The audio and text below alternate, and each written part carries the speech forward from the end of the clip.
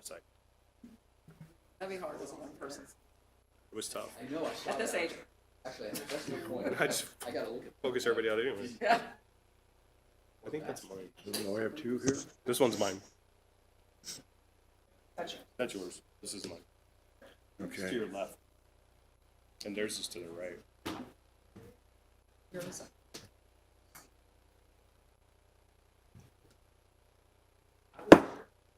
Okay.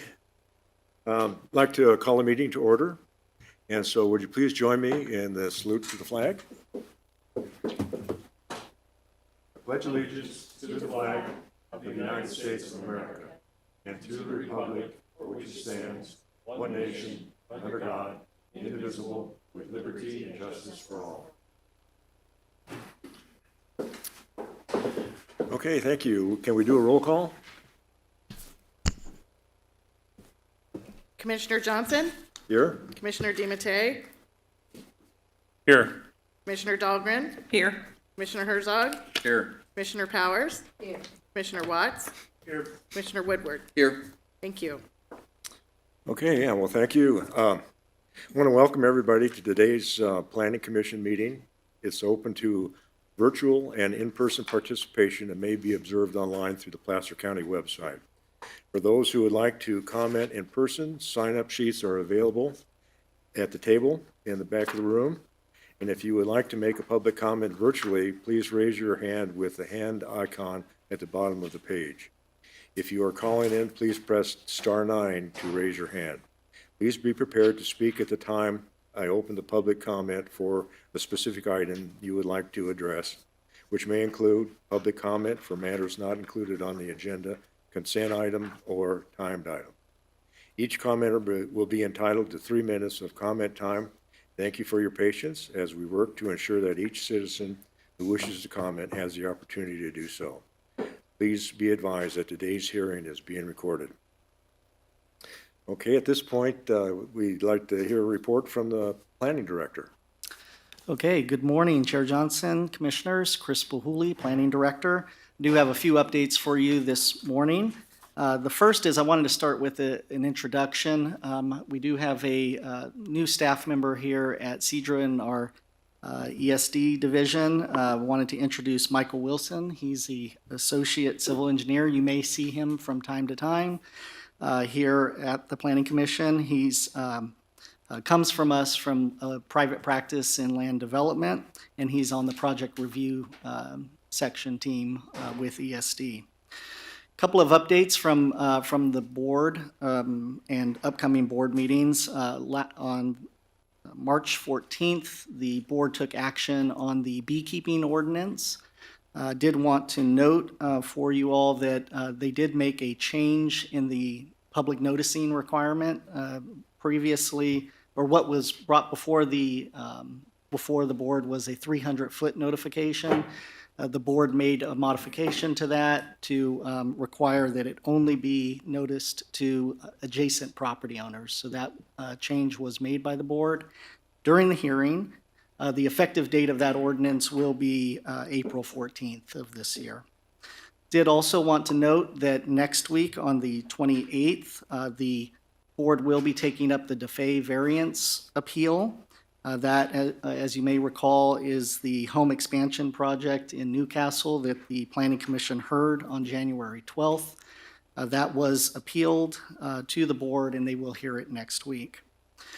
Also wanted to mention, looking forward to meeting or to being with you all, or many of you, 5 of the 7 of you, at the League of California Cities training next week.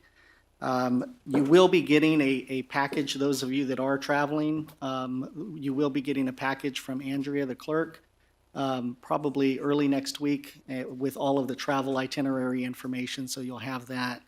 Did also want to note that the meeting is going to be subject to Brown Act noticing requirements, so you'll be seeing that is going to be noticed on our website as well.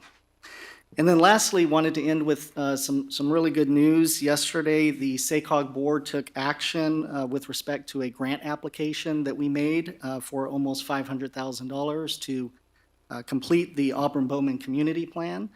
Those funds are coming from the State Housing and Community Development Department through SACOG's Green Means Go program, and those funds will allow us to complete the environmental impact report for the Auburn-Bowman Community Plan. So that's great news, and we look forward to receiving those funds, obviously.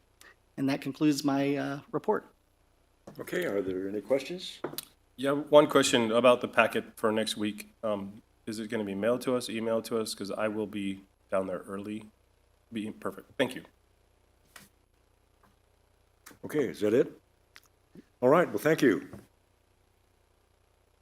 Okay, at this time, I'd like to open up the agenda to anybody that would like to make a public comment. And this would be a comment on anything that's not on the agenda today. So, anybody in the audience who would like to make a comment? Okay, and make sure this is not on the agenda today. And you can come up to the microphone.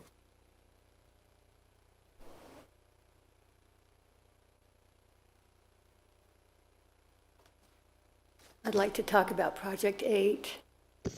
Am I being timed now? Am I being timed now? Yes, Yeah, could okay. you go please ahead. also state your name for the record? Okay, my name's Ann Hendrickson. I live on Sisley Road near Callison. I've lived there for 40-plus years. First and foremost, the Project 8 absolutely does not fit our rural area. Penryn will never be the same, especially if the code change is approved. One of the contractors told me that this winery will be more elite than anything in Napa, and that the owner is actually considering having submersibles lowered into the water-filled mining tunnels for rides. Along with the 75-foot rotating restaurant, I can say goodbye Penryn and hello Disneyland.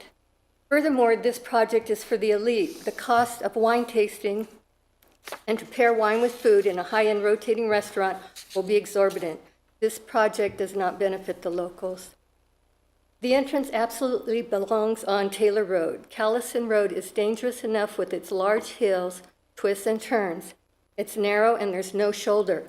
When we are walking dogs and a vehicle comes by, we have to make sure to stop and take the dogs off the side of the road as far as possible because there's no shoulder. If you've been to the area where the entrance is, if you haven't been to the area where the entrance is proposed, please make sure to visit it. Yards away from the entrance is a yellow caution sign that shows how Callison Road twists and turns. Just add inebriated patrons that don't know the area, and this is a recipe for disaster. We walk on Callison Road and the surrounding country roads almost daily. There are pedestrians, joggers, cyclers, dog walkers, wildlife. They all utilize this road. Please put the entrance on Taylor Road. Avoid certain disaster. We are very concerned about the noise pollution coming from the winery, especially if the winery convinces the county that their elite wine filtration requires a 75-foot tower. It's been proven that it does not. With day and night wine tasting and events like weddings and parties, which may start out quietly, but after alcohol drinking and with loud music, people will be yelling over the music to be heard. Particularly at night, noise carries, especially from high places. During the day, we barely hear the trains. However, at night, it sounds like they're roaring up our driveway. We sit on our deck in the evening, which faces the winery, and we are dreading the loud noises that would come from it. Already, we hear machinery from the winery during the day. I have pictures I will give you, hopefully. This picture, where is it? Here it is. This is a 75-foot tower. It's a structure is 75 foot. It's not the winery tower, but the people down here are this big where my finger is. And here's the height of the tower. This is what they want to build on the ridge. This is a picture of Callison Road where the winery entrance is. And here's a sign yards away from the entrance that shows twisty, turny roads for the next half mile. And before this sign, there's the railroad crossing. So that's it, huh? Thank you very Okay, much. I thank you. appreciate your attention. Please visit the area. It's really a special area and a dangerous place for inebriated people. Thank you. Okay, thank you. Let me see, we'll now go to see if anybody online would like to make a public comment that's not on the agenda.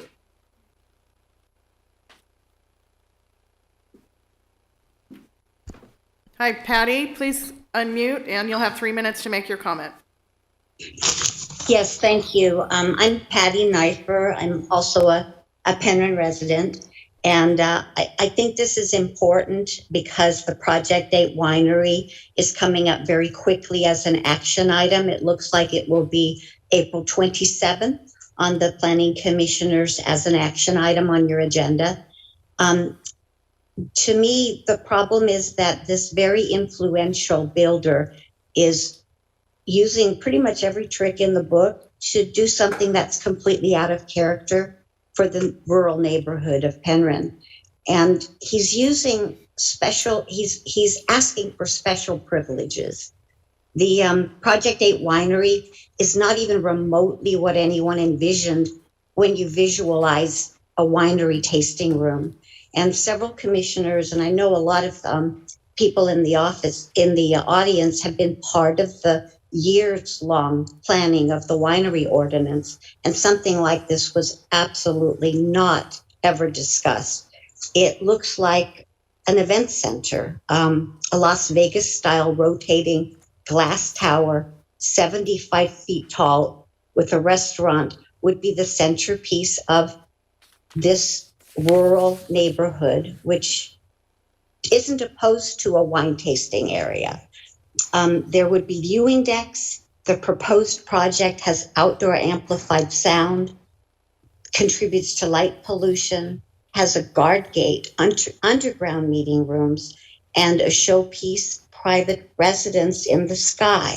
Again, the winery ordinance for wine tasting didn't envision any of this. The developers even proposing a change to the zoning text to eliminate the maximum height of winery buildings so that it can be twice as tall as anything that would normally be allowed under the general plan. So I have a few suggestions that would really be beneficial in the conditional use permit that's required for the winery, and it would protect the Penryn and the Newcastle neighbors and also the rest of the county. Please don't permit outside amplified sound on the observation decks, the outside patios, or the rooftop structures.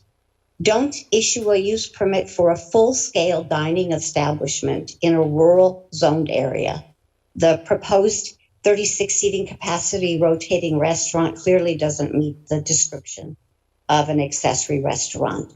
Don't change the zoning to allow heights taller than any other building that would be allowed in the general plan. Preserve the scenic corridor. Don't ignore Placer County Ridgeline Protection Ordinance. Keep the operating hours during respectful times, not till 10 o'clock at night. And then request some specific answers on what the project design is really going to look like, what the visual impact of the buildings is, the sound and the light. The EIR is Say, Patty, inadequate. could you wrap it up? Your 3 minutes are up. Thank you. Last sentence. And I just wanted to remind you that Preserve Penryn does have an EIR that was done by a land use specialist, and I'm hoping you've had a chance to go over that. It does show some CEQA violations. Thank you very much. Okay, thank you, Patty. Is there anybody else? Kathy, go ahead and unmute, and you'll have 3 minutes to make your comment. Thank you. Can everybody hear me okay? Yeah, we'll go back. Yes. Okay, great. Thank you. So thank you for your time. My name is Kathy Chappelle. I'm a 35-year resident of Callison Road, slightly down the street from this proposed project. And I agree with the previous speakers, and in the interest of time, I won't repeat some of what they've said. My primary concerns are the 75-foot structure on the ridgeline, and there hasn't been any evidence that it is necessary for the reasons proposed by the developer previously, and also the extended hours of the proposed full-scale restaurant. I think that both of these exceptions are completely out of line with our rural neighborhood. And again, as other speakers have said, I'm not opposed to the winery itself or a smaller tasting facility, but I would strongly encourage the consideration of moving that tasting facility to the site on Taylor Road, which is much more accessible to the general public and again, much more in line with having it off of that main road instead of on our smaller rural road. So thank you for your time. Okay, thank you, Kathy. Let me see, there was one in the audience. Would you like to come forward now? Sorry about that, we missed you. Good morning. My name is Leslie Bisharat. I reside in Granite Bay. I've been a Placer County resident for almost 40 years. I used to work in land use planning as well as architecture. And I also have been a volunteer with a number of environmental groups. The issue of the traffic, the impact of this tower, the visual impact, the sound, light, all of that, and much of the traffic, I think, will not occur as long as you don't grant, or as long as the county does not grant the zoning text change. Right now, there's a height limit, which seems appropriate, that the county has worked with, that the businesses and wineries and breweries of Placer County have all worked within. And now we have one developer who wants to exceed that. In fact, he wants to have the ordinance basically gutted so that he can do what he wants, and others will follow him, unfortunately. The only buildings that are allowed to exceed height limits are public buildings. I mean, for the public benefit, churches, schools, hospitals, county buildings, that kind of thing. And to grant a change for the benefit of one business person doesn't make sense. Why would you do that? Why would you open the doors up for the entire county when at this point, one developer is asking for that exemption? To me, it doesn't make sense, and that's really, I think, at the heart of the issue for this project. Nobody is opposed to the winery. I don't hear people saying that they shouldn't have a winery. It's already there. The grapes are in. They're going to be bringing in trucks with more grapes because they're going to do processing. They won't grow enough on their property to meet what their expectation is in terms of volume. But I just urge you that a month from now, when this is before you, and you're getting the full body of presentation and opposition and support, just keep in mind that the entire county is going to be watching what's going on with this. And there will be opportunists who will jump on the bandwagon and take advantage of communities such as Penryn. Thank you. Okay, thank you. Let me see any more in the audience that want to make a comment or online? Chair Johnson, if I may just mention that staff is anticipating that the item will be before the Planning Commission on April 27th. That's our estimate at this point, that we will be bringing it forward at that date. Also wanted to mention that the item is going to be going to the Horseshoe Bar Penryn MAC next week, and then to the Newcastle MAC on April 3rd. So the hearings are starting for the project, and again, we'll be before you in a full hearing on April 27th. Okay, thank you. Okay, I saw an arm go up, but I don't think that you wanted to speak. Okay. Okay, well, this time then we'll move on to the consent agenda. And this action agenda today really includes a lot of previous agendas that have been presented to the Planning Commission. And so I think we'll probably take them all individually, but is there anybody on the commission that wants to pull the consent agenda? Okay, in the audience or online? Okay, not seeing any. What we'll do is we'll go item by item because on this, there were a few of us that weren't able to attend certain meetings, and so we will need to abstain from those particular items. So I'll start with item A, which is the agenda for December 8th of 2022. Somebody make a motion? I'll make a motion to approve Item A. item A, December 8th, 2022 Planning Commission meeting. Second? Second, Nathan Herzog. Okay, roll call? I have a first from Commissioner Powers and a second from Commissioner Herzog. Commissioner Johnson, Yes. Commissioner DiMattei, Abstain. Commissioner Dahlgren, Yes. Commissioner Herzog, Yes. Commissioner Powers, Aye. Commissioner Watts, No vote. Commissioner Woodward. Abstain. Thank you. Okay, well, we'll move on to item B, which is the action agenda for December 15th. I'll make a motion to approve item B, action agenda, December 15th, 2022 Planning Commission meeting. Second. Roll call? I have a first from Commissioner Powers and a second from Commissioner Herzog. Commissioner Johnson, I abstain. Commissioner DiMattei, Yes. Commissioner Dahlgren, Yes. Commissioner Herzog, Yes. Commissioner Powers, Aye. Commissioner Watts, Abstain.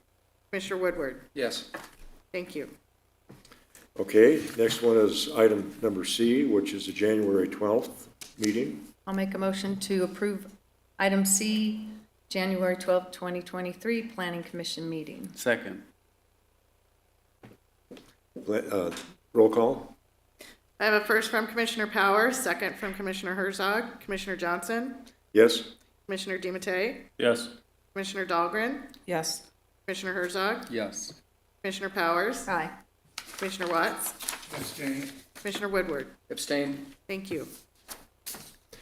Okay, item D, which is the January 19th meeting. I'll make a motion to approve item D, January 19th, 2023 Planning Commission meeting. Second. Roll call? I have a first from Commissioner Powers and a second from Commissioner Herzog. Commissioner Johnson, Yes? Commissioner DiMattei, Yes. Commissioner Dahlgren, Yes. Commissioner Herzog, Yes. Commissioner Powers, Aye. Commissioner Watts, Abstain. Commissioner Woodward. Yes. Thank you. Okay, and now we're down to item E, which is the February 23rd commission meeting. I'll make a motion to approve item E, February 23rd, 2023 Planning Commission meeting. Second. Roll call? I have a first from Commissioner Powers, second from Commissioner Herzog. Commissioner Sorry, John- Woodward. That was Woodward. Oh, Woodward, I am so sorry. Commissioner Johnson, I'm going to abstain. Commissioner DiMattei, Yes. Commissioner Dahlgren, Yes. Commissioner Herzog, Abstain. Commissioner Powers, Aye. Commissioner Watts, Aye. Commissioner Woodward. Yes. Thank you. Okay, well, thank you. Sorry that we had to go through all these individually, but sometimes that's the way it works. Let me see, now we're going to go to the first timed item on the agenda. And this is dealing with the Medina Solar Energy Project, battery storage and conditional use permit up in Sheridan. And members of the public may now raise their hands, press star 9 if you are calling in to begin queuing in for the public comment on this item, which will not begin until the item presentation is complete.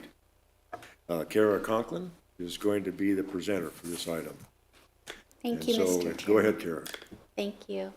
Good morning, Planning Commissioners. Kara Conklin with the Planning Services Division.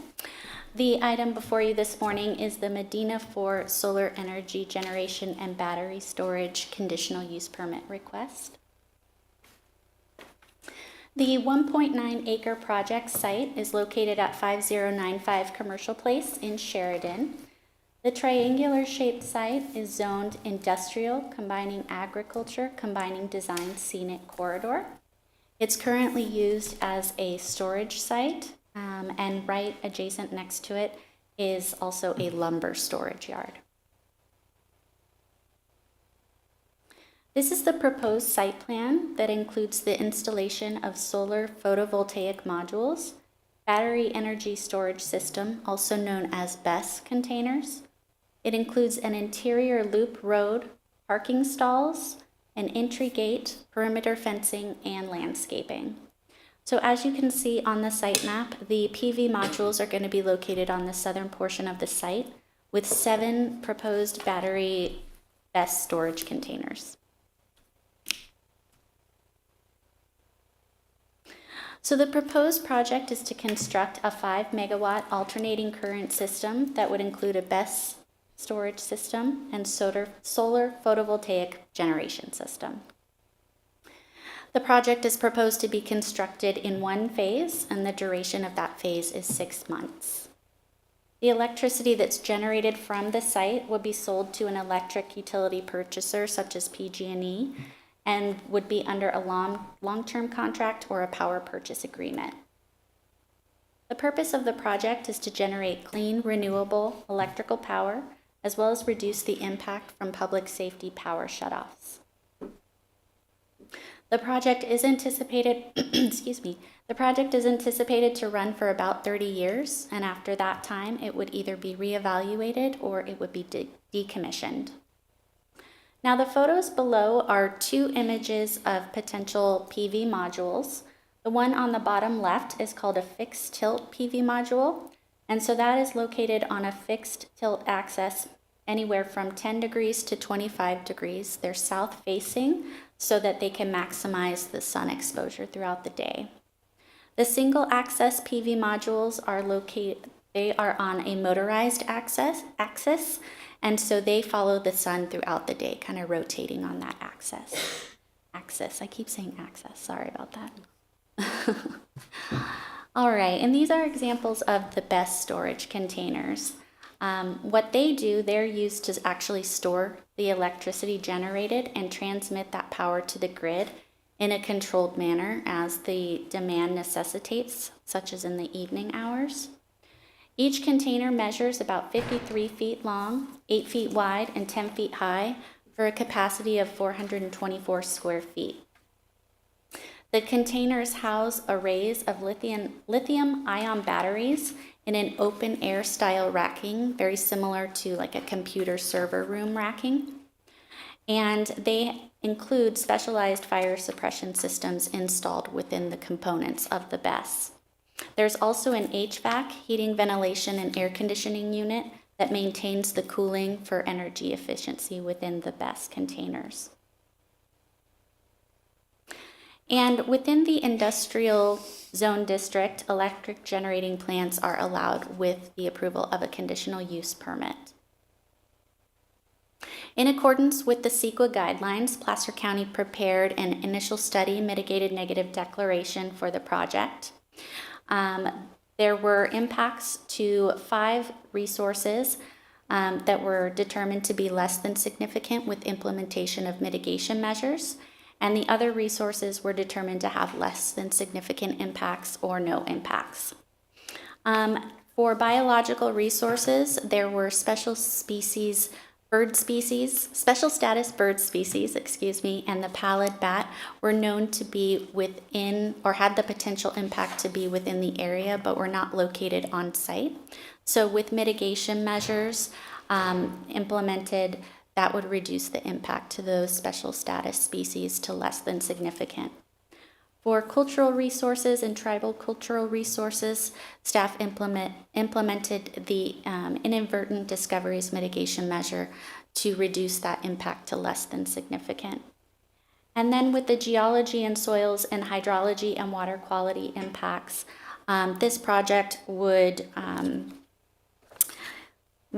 convert approximately 74,480 square feet of impervious surface or paving. So with mitigation measures such as providing improvement plans with drainage report and drainage improvements and water quality treatment improvements, that would reduce the impact to less than significant. So this project was presented on November November 10th, 2021 is an information item before the Sheridan Municipal Advisory Council. And issues of concern at that time included the types of batteries that were going to be on site, as well as what kind of fire suppression systems were going to be installed, and what kind of landscaping and buffer requirements were going to be. The project was then brought before the Sheridan Municipal Advisory Council on January 11th, 2023 as an action item. And again, issues about the safety of battery storage containers, fire, and what the benefit to the community was were raised at that time. And at that meeting, I forgot to mention the Sheridan MAC continued the item, so they didn't take an action at that Sheridan MAC meeting. So it came again on February 8th, 2023 as an action item.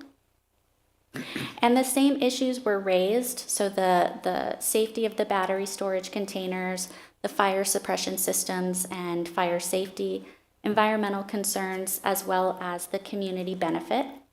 And so a couple of things that I wanted to mention about those, just so that we can address them here, is that as far as the battery storage container safety, they do have implemented fire suppression systems. So, for example, if they were to overheat or if a chemical leak were to happen, they are monitored electronically. So if something were to go awry, that BESS system would shut down within seconds. And we do have the applicant team here that can speak to more technical aspects of those BESS containers. But so the container itself would shut down hopefully before anything larger happened. However, if a fire were to happen, fire services is located about 7 minutes away between the Wheatland Fire District and the Department Station 70 that's located in Wise Road in Lincoln. They would be able to come to the site within 7 minutes. And the protocol is just to let those containers kind of burn out until they can assess the situation. As far as environmental concerns and community benefit, those were addressed at the Sheridan MAC meeting. And basically what we say to that as far as the community benefit is that these are sustainable, renewable energy sources providing electricity to the grid. So it's not relied on fossil fuels. And also there are no greenhouse gas emissions that are emitted directly or indirectly from this project. It also could potentially be a catalyst for the community in providing, high schoolers to come and check out what kinds of renewable solar energy generation systems are within the county. It's one of the few that we have here. So at that time, the Sheridan MAC voted 3-1 with one member absent to recommend approval of the project to the Planning Commission with the condition that an emergency notification system be installed. And that is, I believe, a condition of approval 43 in the packet. And with that, staff recommends that the Planning Commission take the following actions. Adopt the Mitigated Negative Declaration and Mitigation Monitoring and Reporting Program for the Medina 4 Solar Energy and Battery Storage Project, subject to the findings contained within the staff report packet. And approve the conditional use permit to construct a solar electric generation and battery storage facility, subject to the conditions of approval and findings contained within the staff report packet. I am available for any questions. We also have the applicant team and our CAL FIRE folks available for any questions that you may have. Thank you. Questions?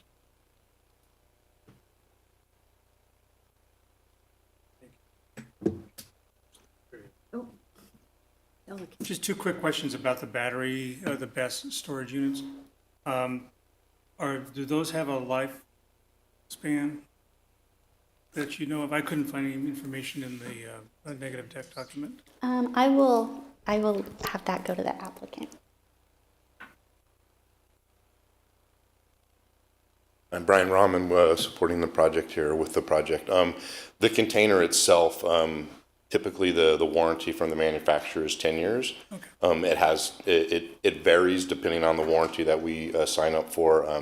If it involves cell replacement, it's like any battery. The cells internal to the thing will degrade over time, so it's a replacement protocol. The structure itself it's a steel Conex box. It's going to last forever. The batteries themselves typically have a lifespan of about 10 years.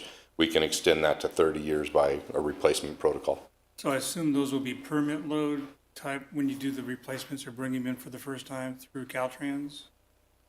Well, the length of the storage containers, 53 feet, something like that? Yeah. I thought maximum allowable without a permit is 40. We would have to get whatever Caltrans permits we need to transport them. Thank you, that's all. Okay, any other questions? Yeah, I have one, Kara. I thought I read somewhere in the report where somebody was questioning what was happening to Commercial Street Road. Are there going to be improvements there, or what do we have planned with that? Yes, so the applicant will be required to improve Commercial Place along, so basically the frontage of the entire property line. They will be required to improve that part of Commercial Place Road as well as the entrance to the facility. Okay, thank you. Okay, well, I guess I'm not seeing any other burning questions coming up. So at this time, we'll give the applicant a chance to go ahead if they would like to add some more information.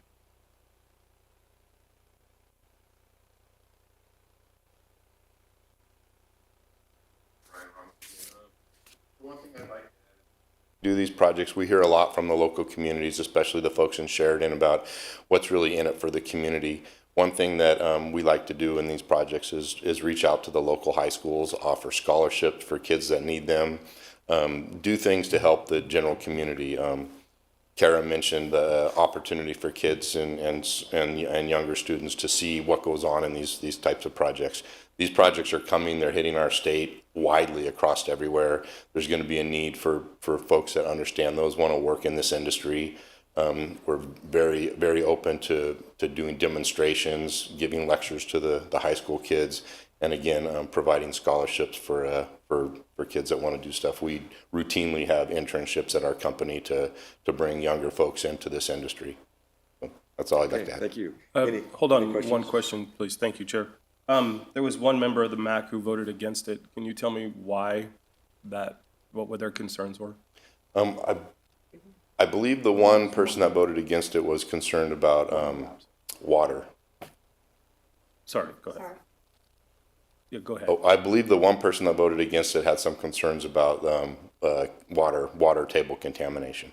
Okay, thank you. Okay, is that it?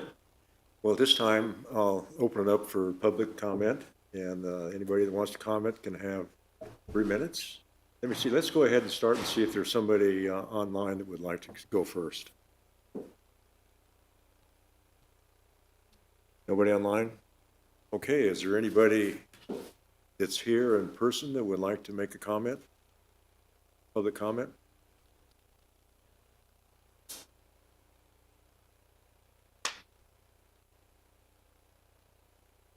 Okay, not seeing anybody. Last chance. Okay, well, with that, then I'll bring it back to the commission. And if you have any further questions of the applicant or Kara, go ahead, and then we're open for discussion. One question on the water that the MAC member brought up. I would presume that there is not an environmental issue with water table contamination. Can you enlighten us on that?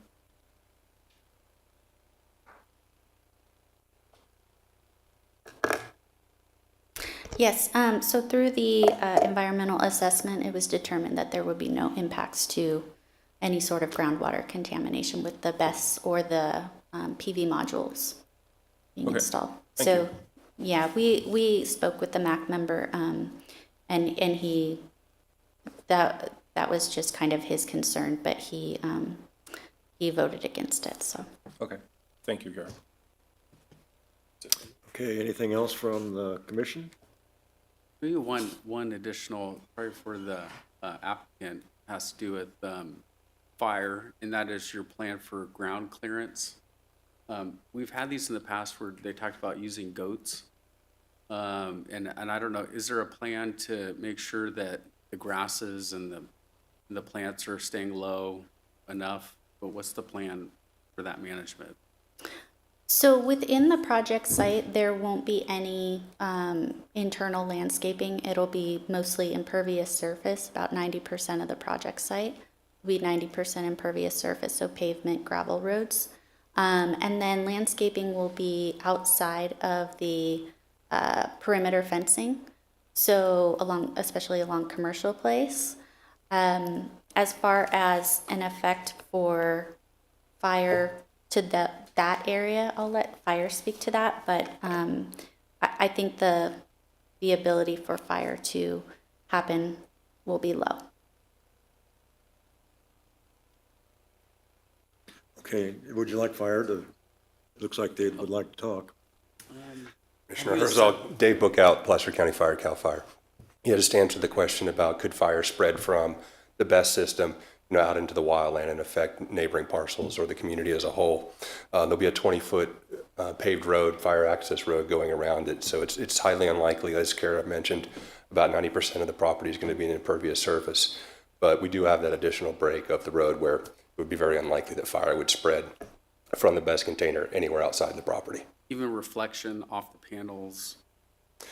The panels are going to be pointing up in the air. I mean, none of the panels, it doesn't look like, are going to be pointing down at the ground where they could cause any kind of, focused light beam, if that's what you're asking. Mm-hmm. Right? They're going to be pointing in the sky. I think we said 10%. Yeah, 10 to 20% angle. Yep. Thank you. Okay. If there's no more comments or questions, we can entertain a motion at this time.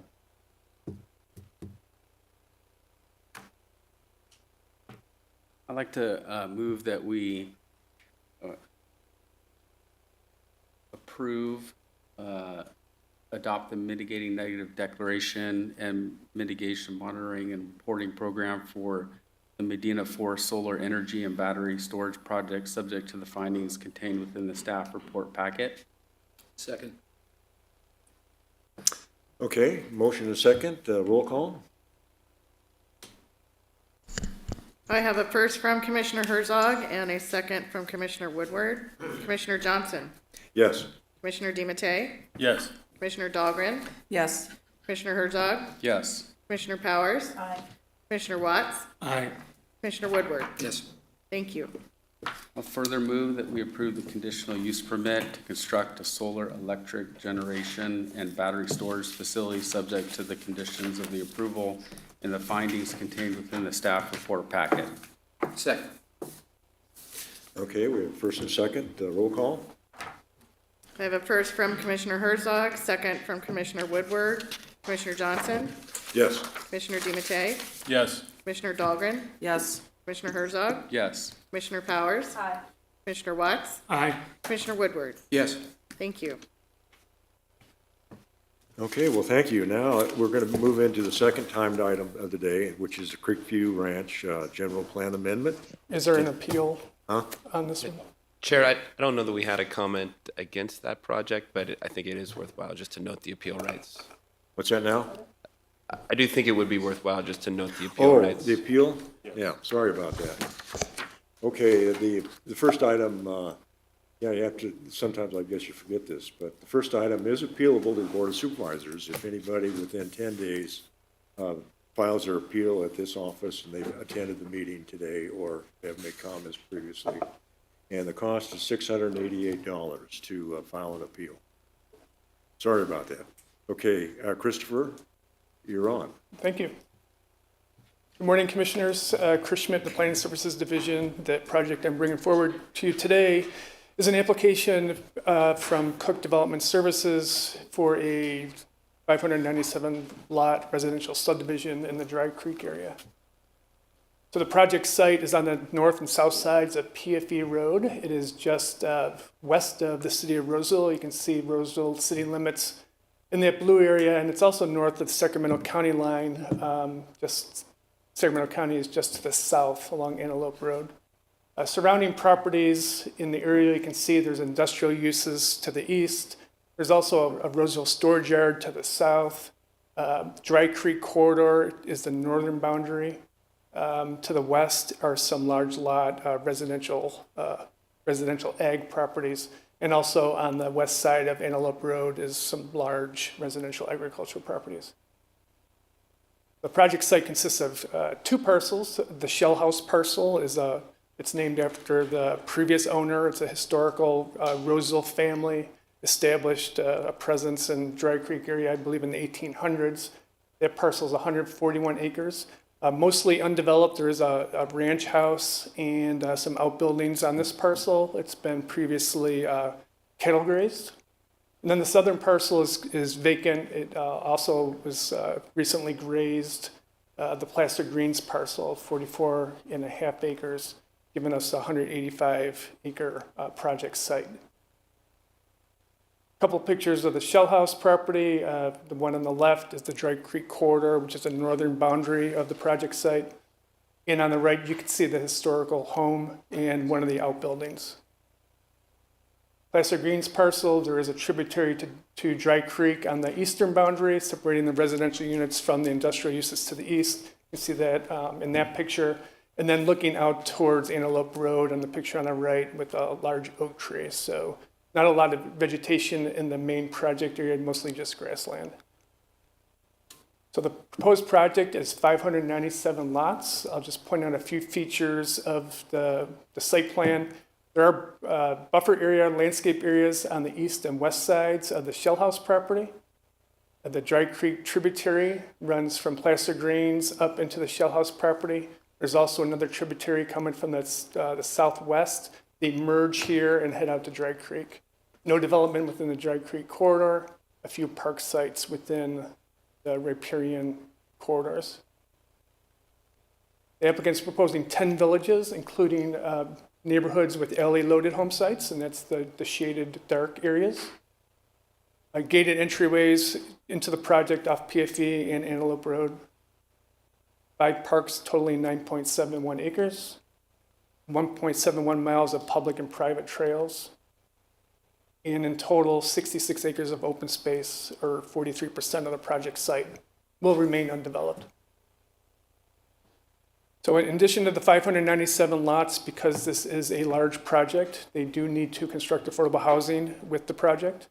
And the applicant is proposing to meet that obligation through the construction of ADUs. So 10% will be 60 ADUs. They'll be dispersed throughout the project site, but most likely are going to be in the alley-loaded product above the rear garages. So the EIR evaluates the 597 lots plus 60 ADUs in the analysis. So a slew of project entitlements. I won't read through these, but there is a general plan and community plan amendment to change the land use designation of the site. A community plan amendment to remove a potential fire station that is shown on the land use plan that's 30 years old. Also, a general plan amendment to modify the county's industrial residential buffering standards, a rezoning, a vesting large lot tentative map, a vesting phase tentative subdivision map for small lots, a variance to development standards within the RSP3 combining district, and then also a conditional use permit to allow parks and playgrounds within the open space zoning portion of the site. So the existing land use designation, it is a mixed bag currently, including industrial, low-density residential, high-density residential, commercial, industrial, and greenbelt and open space. The applicant's proposing to simplify that to greenbelt and open space along the creek corridors, medium-density residential, where the residential lots are proposed, and then 2 portions of industrially zoned property on the east and the south sides of the Placer Greens parcel. In the future, the applicant may sell these purple portions to adjacent industrial users. These are areas outside of the floodplain, really of no benefit to the residential community and very hard to access because of the creek corridor, riparian, and also the trees. So zoning proposed or existing is farm development reserve on the Shell House parcel. and open space. And then the greens parcel is office, professional, industrial park, and open space. And the proposed zoning is 107.3 acres of residential single family with a minimum building site of 3,000 square feet, 76.5 acres of open space zoning, and 2.2 acres of that industrial area. The applicant is proposing 4 main village areas, a total of 10 villages. So each village may have a sub area with various lot sizes ranging from 3,400 square feet to 9,774 square feet. So each of these villages has unique lot sizes, as you can see in the table. Villages 3A, 3B, and 4B, so in the yellow, and then this light blue are your LE loaded product. And there's the 4 village areas, which will also correspond to phasing of the project. But it's been designed that any phase could go first, but it's most likely Village 1 would go first because of the infrastructure needed, including the sewer lift station, which we'll talk about. So LE loaded design, it's a very unique product to unincorporated Placer. We don't have any new or recent subdivisions that are proposed or have proposed or gotten approval for LE loaded residential product. We do have some coming in Placer Ranch, now known as Placer 1, and also Placer Vineyards. So this is the first project outside of a specific plan that is proposing the LE loaded design. So of the 597 units, 159 or about a quarter of the residential lots are that LE loaded product. And they are, as it sounds, the homes face the main street here, and you access the garage off an alley to the rear. And here's what this looks like. On the left is a product that in the city of Roseville, the former HP campus is being developed for a mix of uses.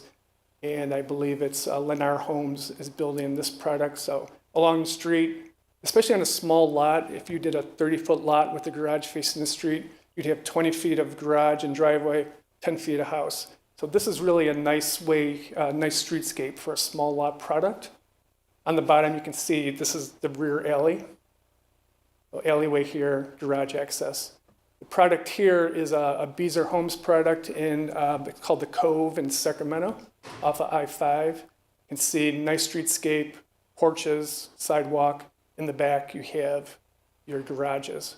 So for the ADUs in this product, or this project, it's very likely that your ADUs would be above the garages in the back here, similar to what you would see here. I think in this one, this is part of their main house.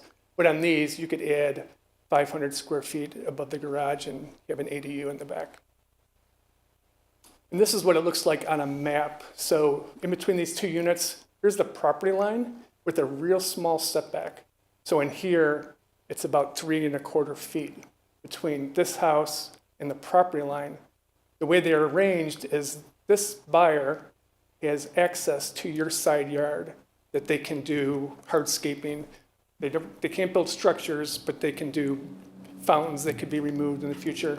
And then you have an easement to get back into the space that this gentleman or this owner is using to maintain your house. So it's a reciprocal use easement. The other option to do is a 0 lot line home. So this house would sit on the blue line. This one would be pushed back a little bit. And you would just be able to use your side yard as your personal space. You wouldn't have a side yard. This buyer would not have a side yard.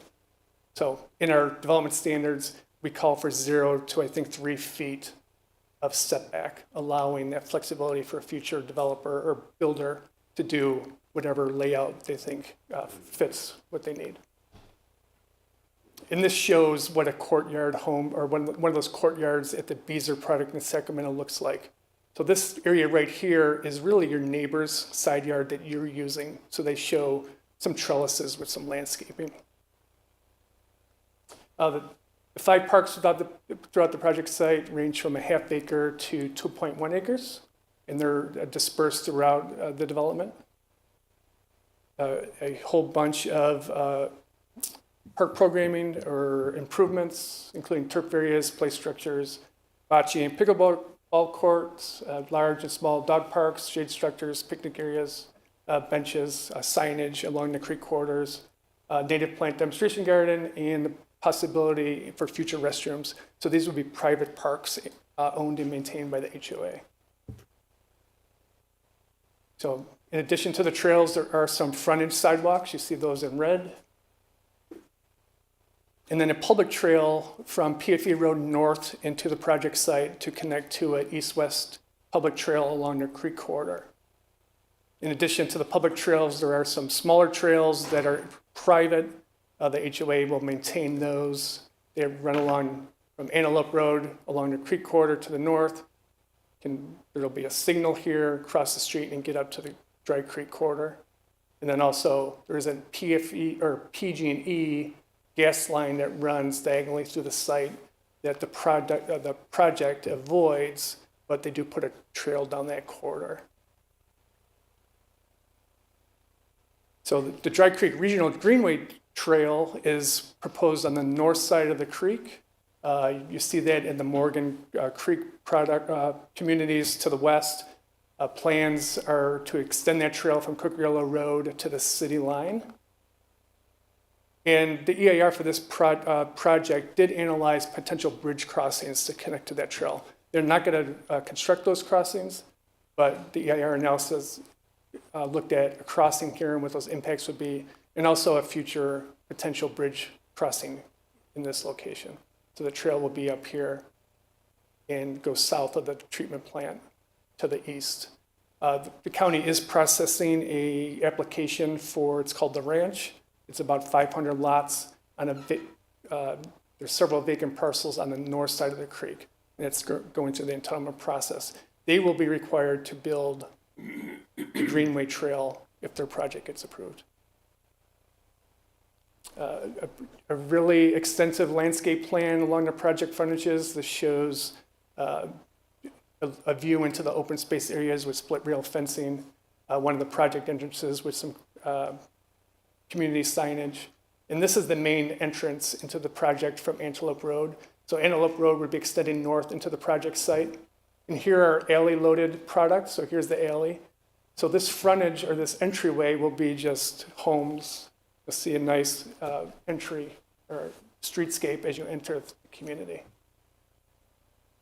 Gated entryways are proposed. The community plan does not ban gated entryways, but we do require that any pedestrian gates be unlocked during the day. Along the frontages, mostly 30 feet of landscaping along the Placer Greens parcel, so along the south side of PFE, and the east side of Antelope Road, 30 feet of landscape between the road and the wall. And then along PFE Road, it varies from 40 feet to 60 feet wide, along with the sidewalks. There is one large traffic offsite improvement. I wouldn't say it's large, but there is one improvement. It's a free right turn lane at Cookerillo and PFE Road east of the project site.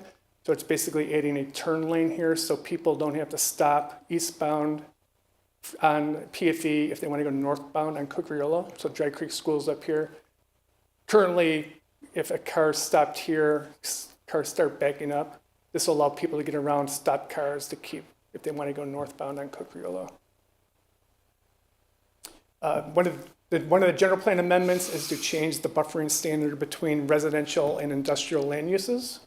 So currently we ask for 300 feet, but say you can go down to 100 feet if you screen and buffer the residences from that industrial use. So we are asking for a change. So it would be looked at a per project basis to reduce down to 50 feet if you can show there's no impact to the future residences. So we would ask for an aesthetic impact, a sound study, et cetera. So that's what this shows, is that change in the general plan language for buffering.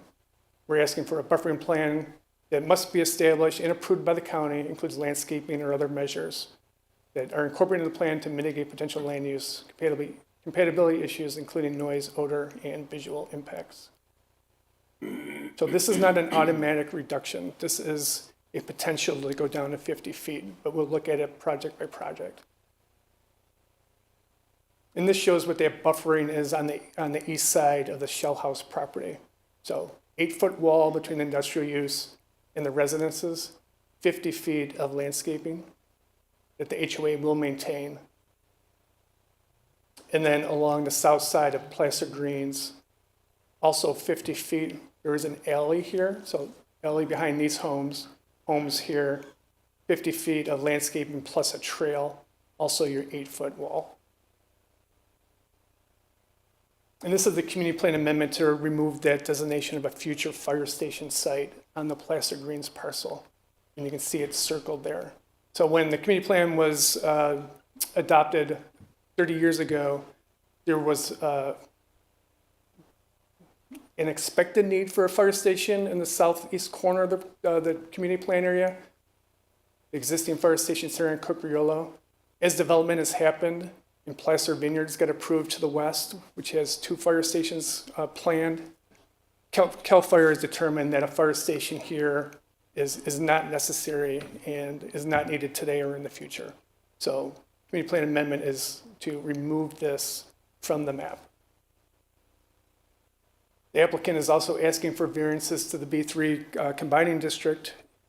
This product is really is not compatible with our zoning. So alley loaded product it just wasn't anticipated. So there are variances for setbacks and coverage and lot widths that are required to develop the single family homes in the project. The project did complete an environmental impact report, started back in 2021. We were here for the public meeting on the draft EIR to receive public comment in January, and the final EIR was released March 9th, so earlier this month. So of the impacts analyzed in the EIR in yellow, those are the impacts that have mitigation measures. So everything was reduced to less than significant with mitigation. However, there were 2 impacts that are significant and unavoidable, and that's really the aesthetic impact of changing the site from a rural agricultural setting to single-family development.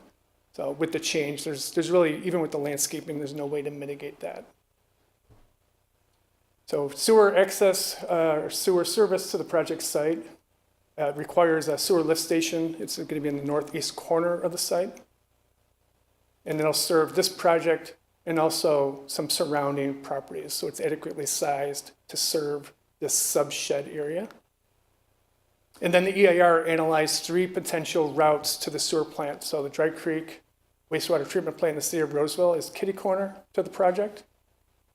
City of Roseville hasn't given the applicant an answer on which way is the best way to enter their plant site. So the EIR looked at 3 different routes. Traffic for the project, a large project like this, 6,000 additional cars trips per day, including 442 in the AM peak hour, 592 in the PM peak hour. And just for comparison, currently on PFE Road along the project site is 6,840 cars per day, and then Antelope Road is 7,900 cars per day.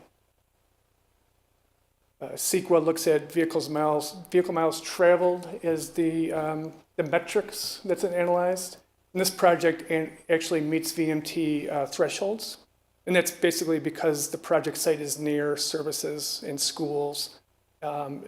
City of Roseville just to the east, also services including retail and job generating uses to the south in Sacramento County. So it does meet our thresholds.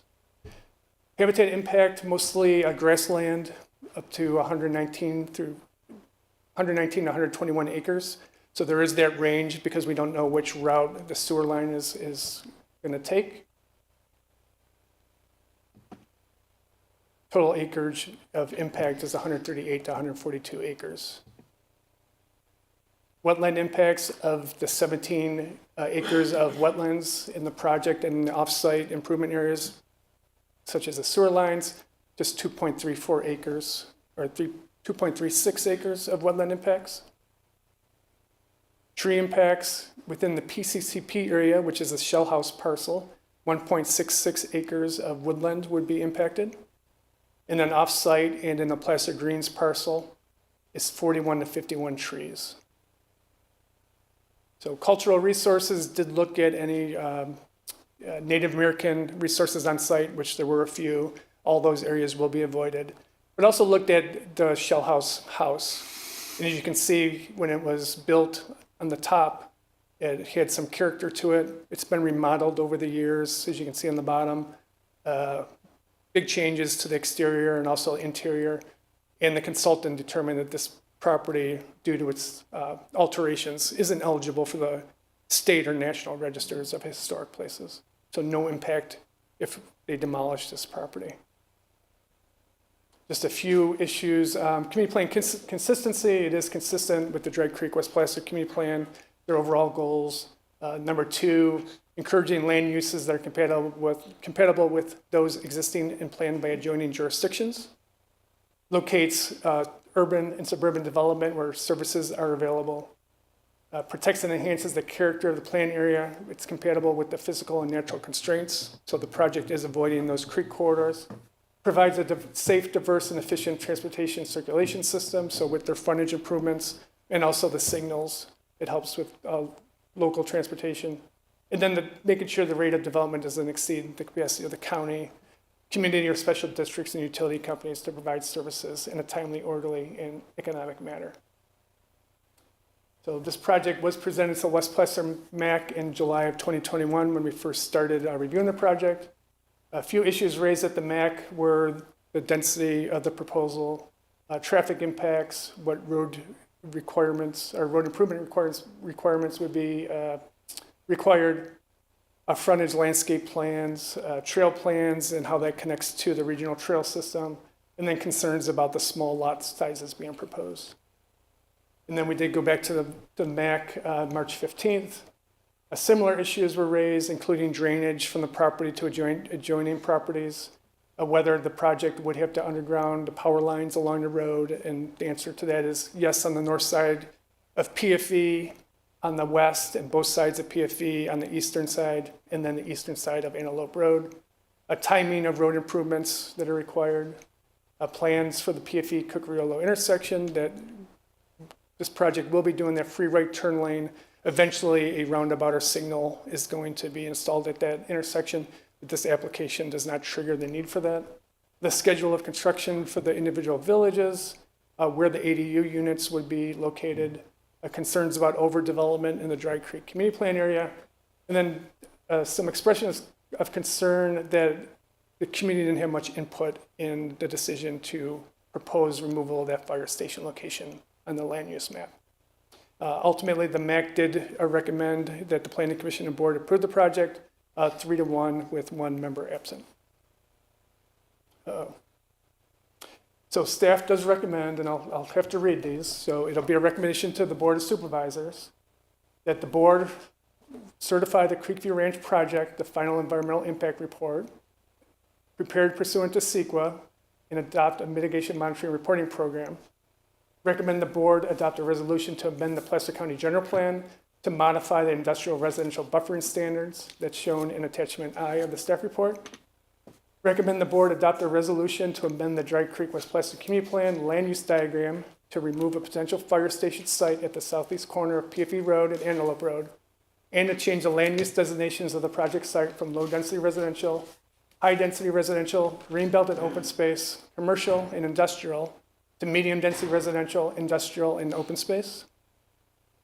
Also, recommend the board adopt an ordinance to rezone the site to residential single family combining minimum building site of 3,000 square feet, open space, and industrial, combining use permit, combining design scenic corridor, as shown in attachment K of the staff report. Approve the Creekview Ranch large lot vesting tentative map, and the large lot map conditions of approval to create 25 lots with no development rights on the 185 acre site. And this would allow for phased development of the proposed project. Also to approve the Creekview Ranch vesting phase tentative subdivision map, so that's your small lot map, and conditions of approval, which is attachment E. Also approve the conditional use permit for park and playground in the open space zoning district. And finally, to approve variances to development standards, which is attachment H, in the RSB3 zoning district, including reduced setbacks, reduced minimum lot width, increased height, modified parking standards, and increased coverage for lots with one-story residences. And all these recommendations are based on the findings found in the staff report. And I should note that if you do take action to recommend approval of the project, we do have one errata to the affordable housing condition. and that's affordable housing condition 182, to just add additional language to clarify that an affordable housing plan needs to be approved by the Board of Supervisors once it's complete and ready for review. And that needs to be done prior to the applicant recording of the first small lot tentative map. And with that, I'd be happy to answer any questions. Questions? Sorry. Go ahead. Yeah, Yeah. just a couple, Chris, first of all, for pre-public comment anyway, another great briefing and another great product, great staff product from you, so thank you very much for the work that you put into this. I appreciate it a lot, and I know everybody does. Two quick questions, I suppose. The first is, can you comment, by the way, for public record, I suppose, Chris and I corresponded quite a bit about this project earlier in the week. Can you comment a little bit about the use of ADUs to meet affordable housing requirements in the county, the legality of that, how that's evaluated, consistency with state requirements, et cetera? So the county policy, it varies by whether you're in a specific plan or outside a specific plan. So if you're under 100 units outside of a specific plan, you can pay an in lieu fee. If you're 100 and above, you have to build 10% affordable on site. So previous projects have met that obligation through construction of ADUs. State recognizes ADUs as affordable housing. The board has recognized ADUs as meeting the affordable housing obligation.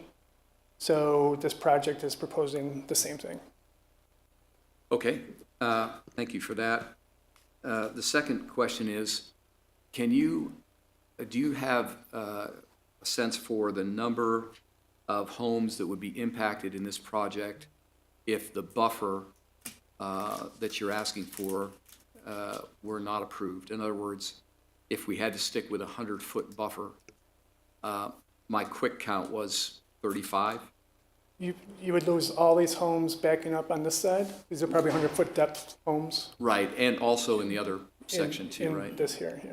So it appeared to me to be about 35, but plus or minus. And you said there are 60 acres of vacant or open space in this project, right? Yes. Have you considered in any way, shape, or form a proposal which would prevent us from having to authorize this 50-foot setback when you consider the fact that you actually have another 60 acres of open space in this project? Well, the open space areas are the creek corridors and the dry creek corridor. So any impacts of this would obviously increase the environmental impacts if you build homes there. There's also floodplain through here that they need to avoid. And then the creek corridor there's a 300-foot setback from the creek under the PCCP. You can encroach into that 300 feet, but it gets really expensive. So there's a stream influence zone. So you go from about $24,000 an acre to exponentially, I don't know what the number is, but it's probably double or triple if you encroach into that setback area. So it's really a diminishment of the subdivision if you start getting into that habitat. They're really, if you drive by the site or even visit the site, it's really scenic along these tributaries. Okay. Heavy oaks, they're really incised. It'd be hard to develop and not have much impact. Okay, well, that's fine. I just wanted to, especially pre-public comment, I just wanted to get a sense for things. So 35 homes would be the potential maximum loss here. The applicant can maybe speak to what changes will be required if they had to do the 100-foot buffer. Okay. I went and toured the property yesterday. I live along the Dry Creek corridor. I'm in walking distance of these lots. And the industrial area that we're talking about putting the buffer on that one side, Chris, I see it as an opportunity, as a potential to have those homes there. It wasn't as industrial as one would expect. I've actually seen it and toured the property. I love, and the community loves, all of the open space because it is very scenic and it does wind its way around the corridor. So the open space and the trails, I think, was a really good compromise to get the community on board. I've also spoken with the MAC members about the issues that they've had, and I think a lot of them have been alleviated within this proposal. So We're just doing questions. I'm now. sorry, no question, that's it. I have Any more questions? I might have one just real quick. Okay. And that is, does this project help Placer County move closer towards our affordable housing requirement? So the ADUs will count towards our reader numbers because they're affordable by design. So they'll be 750 square feet or under. And so we're adding to that. We're improving our current requirement, and we're moving closer towards what we're required to do as a county Yeah, with this project. There's certainly a benefit. And also the small lots, 3,500 square feet.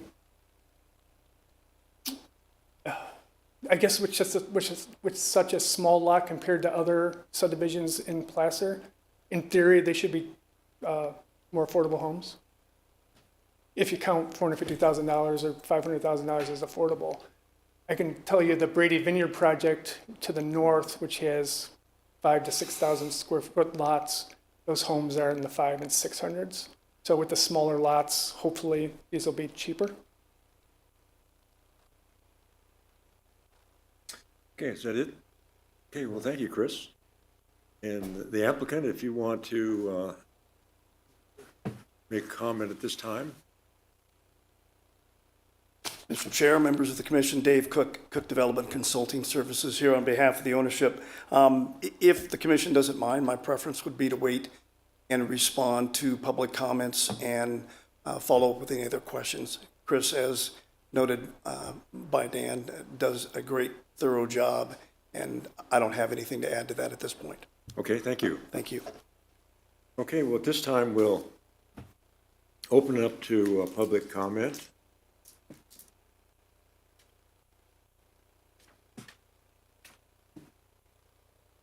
And I think we're seeing if there's any comment cards. Is that correct?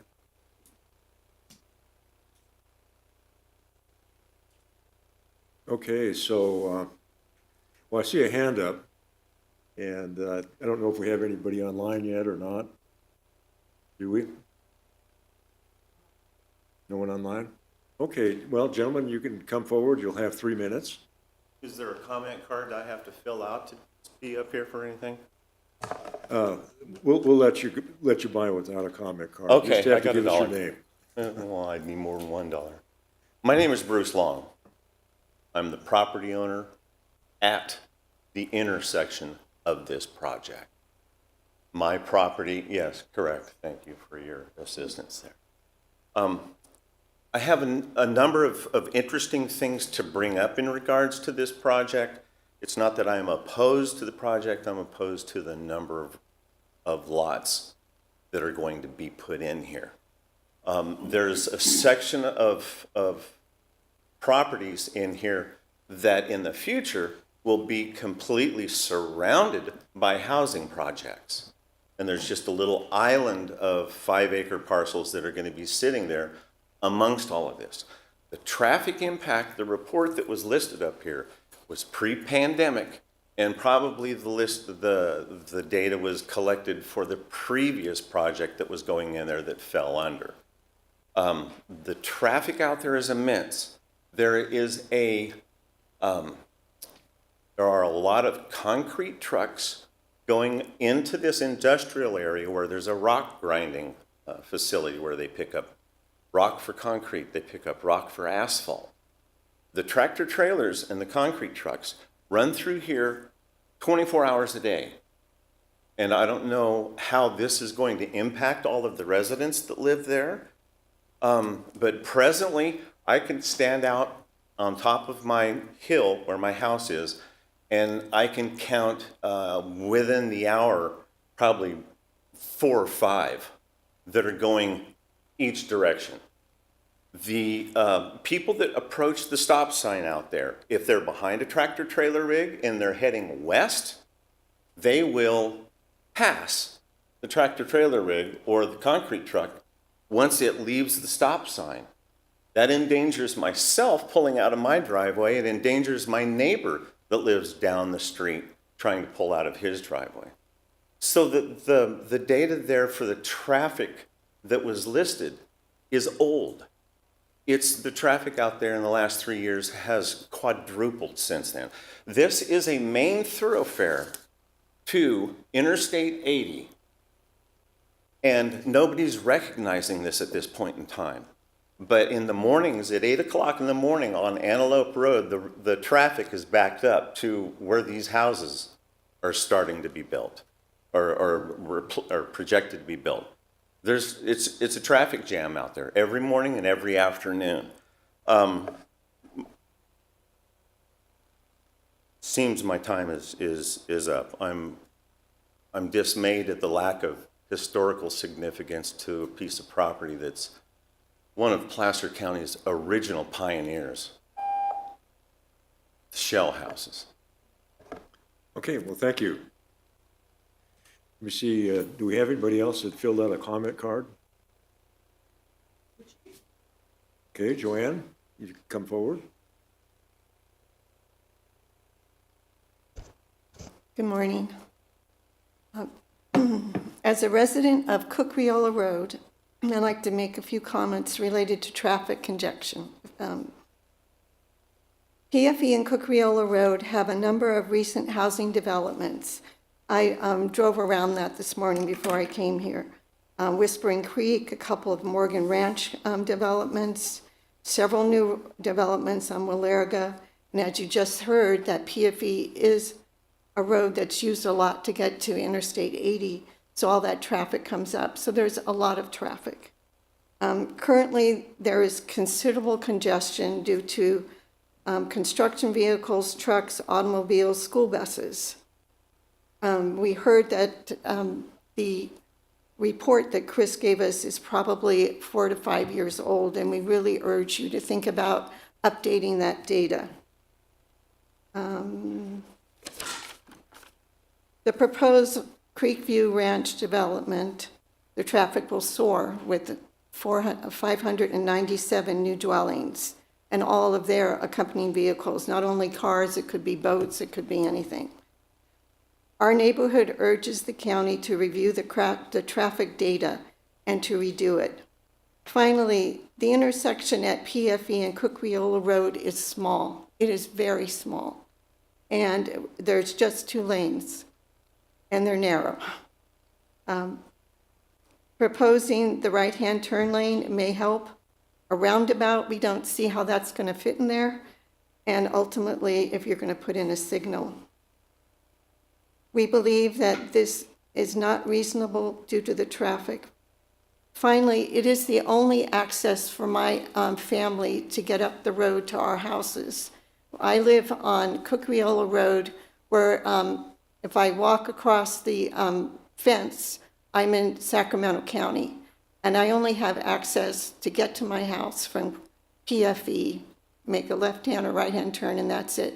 If there is an emergency up that road, there's a church there, in which there was a few weeks ago, there was an emergency at that corner of PFE and Cook-Riola Road, and when I approached it, I couldn't access to go up the road to my house. There were policemen, there were damaged cars, there were people, and nothing was moving. So I really think there's a need to think about that and make sure everyone is safe when we need to get either an ambulance or fire truck or whatever up that road. Thank you for your time. Okay, thank you. And we have her name already written down, I guess, right? Oh, you had her on a comment card? Yeah, it was Judy Santucci, right? Joanne. Huh? Joanne? Okay. I signed something. Okay, that's all right, thank you. Okay, anybody else would like to make a comment or is signed up on the comment card? No more comments? I could make more comments, but I'm not allowed. Yeah, you've already had your time. More to add, but I only have so much time.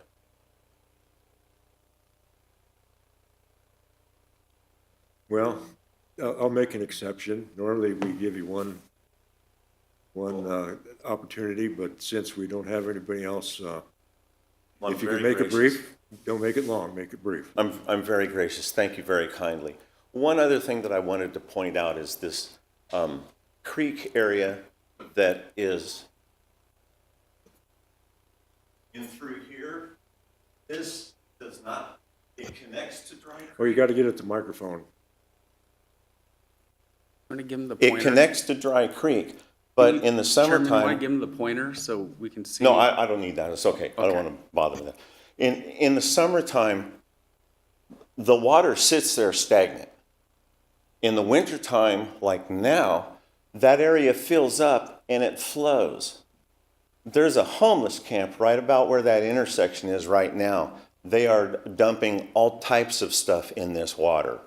There's another homeless camp over on the other side where a gentleman's lived for 22 years. He has a solar panel. Some of my concern is this water being polluted, and how can it be addressed? That's all I really wanted to add. And it affects, the whole project's going to affect a lot of wildlife out there, which is really disturbing me a lot, because there's a lot of wildlife out there that is going to vanish. That's really what I have to say. Thank you. Chair, if I could, if there's anyone else that would be interested in providing additional public comment, they can do so. So, Ms. Banducci, if you'd like to add anything else, you also have that opportunity. Yeah, if I give somebody a second bite at the apple, I got to give everybody the same thing. Sorry. I appreciate your kindness. Thank you. Okay. Well, I'm not seeing any more commenters, so at this time, we'll close the public hearing and bring it back to the commission for questions or comments or whatever the commission would like to do. For discussion. Mr. Chair, did you want the applicant requested coming up after public comment? Do you want him to come back up? Yeah, we'll okay, yeah, we'll do that. But we brought it back to the, I wanted to give the commissioners a chance to get started. Okay, yeah, the applicant, if you'd like to come forward. Again, Dave Cook, on behalf of Creekview. It's my normal practice on any project to meet with as many neighbors who live contiguous to a proposed project before getting to this stage of the process. And I've been able to do that with this project as well. There's one neighbor to the east, an industrial property owner, with whom I was not able to connect, but made him aware of the project, and I'm assuming that there are no concerns. Obviously, converting a parcel of vacant land to any form of development is a big change, and change can be hard. For instance, Bruce has lived there for a long time and has enjoyed a great view across the street. We acknowledge that's going to change, and also acknowledge that the EIR calls out visual impacts as significant and unavoidable. I think what's important here is the relatively low number of comments, both in writing as well as here today and at the MAC, that we've received from our neighbors during this process, particularly for a project of this scale. And I think that speaks to the location, but also the suitability of this site for the development. There are a handful of written comments that we've received that I believe you've all seen. I want to touch on a couple of those just for the record. Chris hit on some. First, the Conrad family note dated the 30th of January. I would say that there's often confusion about the adequacy of an EIR and how it addresses actual environmental or CEQA issues versus policy questions. I think theirs is a policy question, but I think Chris made clear that ADUs do in fact meet the county's affordable housing ordinance. The Defend Granite Bay letter dated March 21st, their first issue of a single zoning designation should preclude a variety of housing types. I'm not quite sure what they're trying to say, but we do appreciate their compliment that said it's nice to see other types of homes, including alley-loaded homes, being used in new growth. There's an assertion that a specific plan designation is required for a project to propose different zoning or development standards. I don't believe that's the case. We agree that the granting of a prior variance, does not set a precedent. And and variances that we are requesting don't grant special privileges that are not afforded to others, because there are no other like zoned properties in the vicinity that we're aware of. We're a little confused in their last paragraph by their reference to building larger homes for increased profit. But later on, they do acknowledge that we're providing a community benefit by proposing a plan that'll facilitate construction of smaller homes. And they acknowledge that those are going to help fill the gap of the county's RHNA obligations and increase a much-needed housing segment. There's letter on, Defend Granite Bay's letter on March 22nd. I would have to say the county council is better suited to respond to those comments regarding self-induced variances if they deem that appropriate. I didn't understand their message there. And then finally, a letter from Cheryl Berkma on the same date, 3/22. The staff report addressed the special circumstances supporting our variance, and I touched on those a moment ago. We don't understand their comment about putting applications through the entire process relates to our proposed project or related entitlements. The question about size and market rates on the homes. My client's a developer, not a builder, and so it's premature to estimate the actual size or prices, but the smaller lot sizes clearly are a critical design element to help support and facilitate smaller and thus more affordable homes.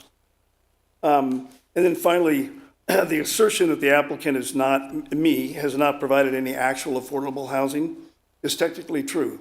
I'm a consultant and a developer. I'm not a builder. But in my two most recent projects, the home builders have abided by the affordable housing ordinance by providing ADUs. And in fact, both those projects, they've already deed restricted the ADU lots, and in some cases, they have already built those units. In Brady Vineyards, in the same Dry Creek Community Plan, I think about half of those ADUs have been constructed already. And in White Hawk 2 in Granite Bay, 4 of the 6 required have been deed restricted. And I believe that 2 or 3 are already under construction.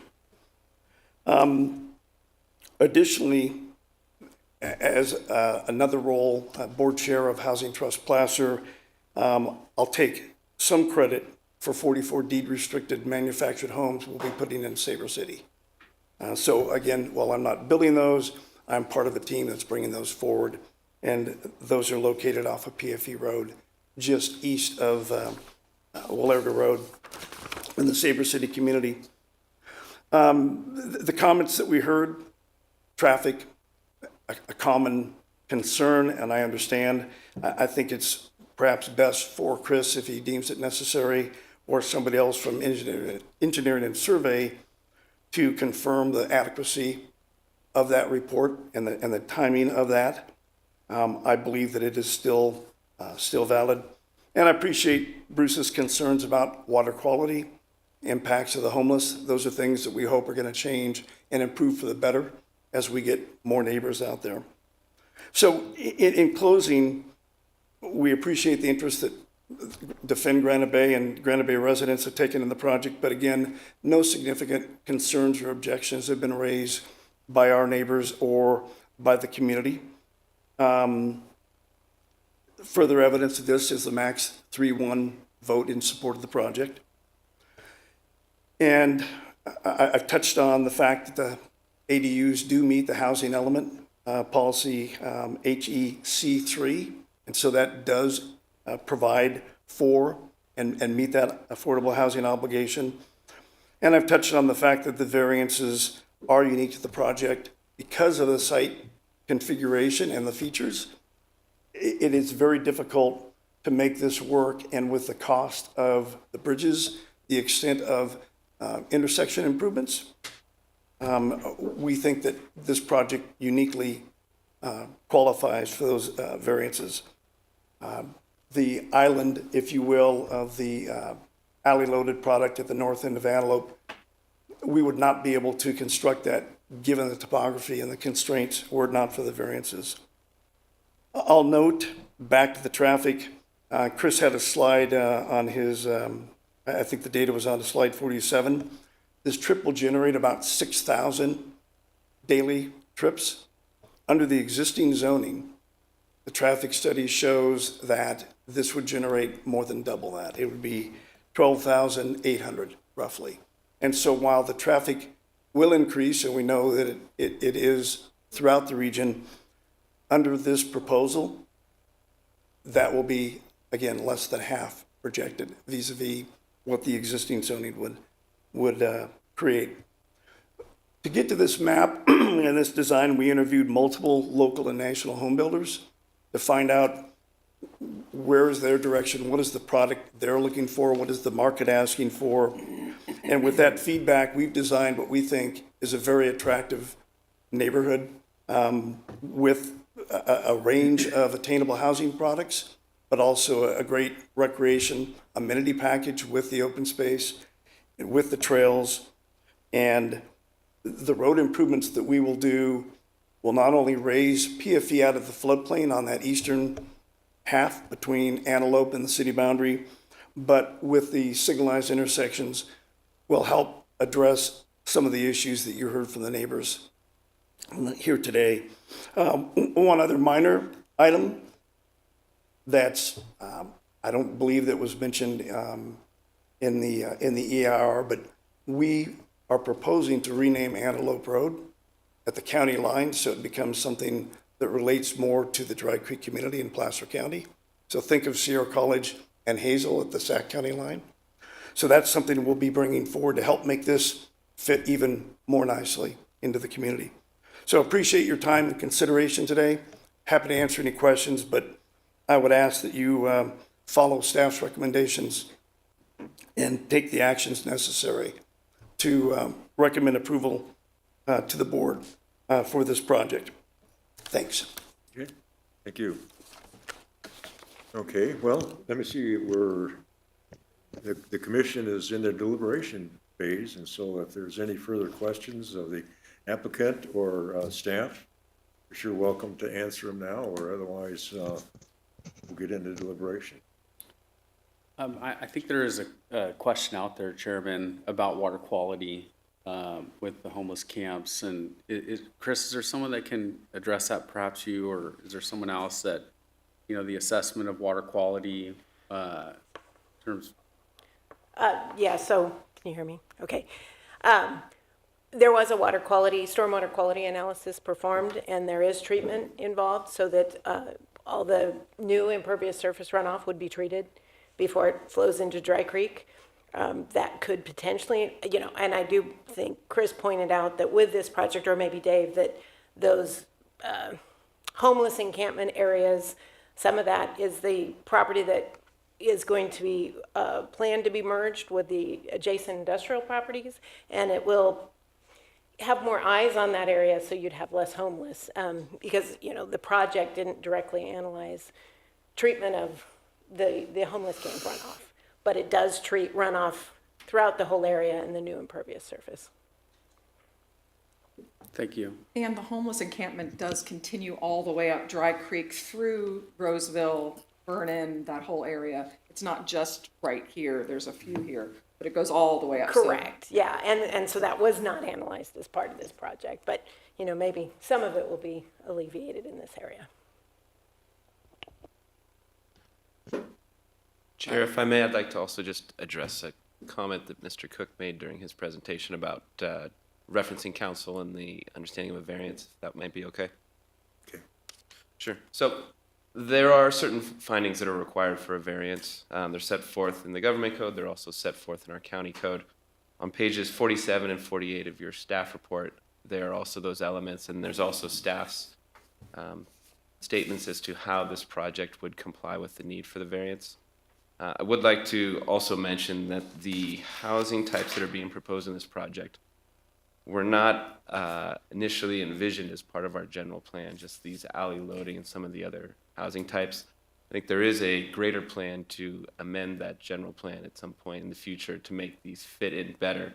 But that process with a general plan amendment would include that greater community conversation as well as impacts across the county as a whole. So it's a longer process, whereas the variance is targeted to this project in specific.